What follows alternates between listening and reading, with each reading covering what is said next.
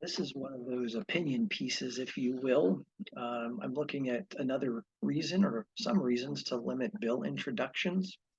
When I completed my final review of Governor Gavin Newsom's actions on the 1,046 bills that were sent to him after the 2023 California legislative session, I noticed that some of the governor's veto messages provide some additional rationales for limiting bill introductions.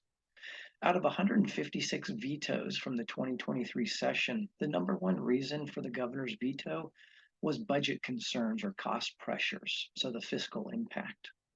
41% of the vetoes used that as the basis.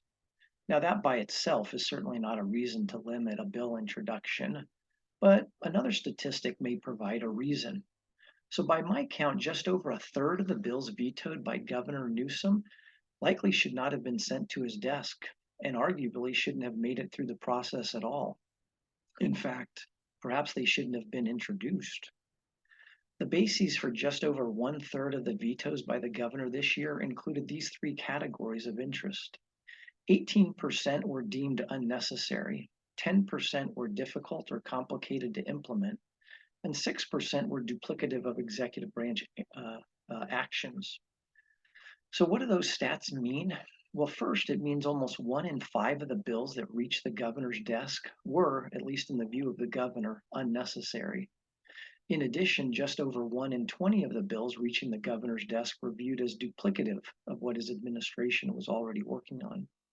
And another 1 in 10 of the bills reaching the governor's desk were too difficult to implement from his perspective. Now, that leads me to this question: why did these bills make it through committees and floors of both of the houses? Now, obviously, opinions may differ on what is unnecessary and feasible or duplicative, but given that the governor is a leader of the majority party, one might expect similar viewpoints to be shared.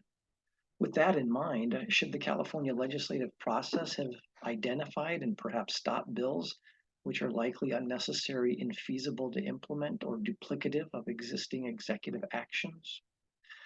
Hopefully, that question becomes a discussion point going forward in the California legislature.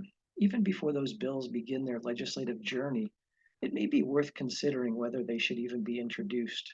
To be fair, many bills evolve considerably between introduction and their final form, but perhaps a lower bill limit will force more potential authors to consider whether bill proposals are unnecessary, infeasible, or duplicative.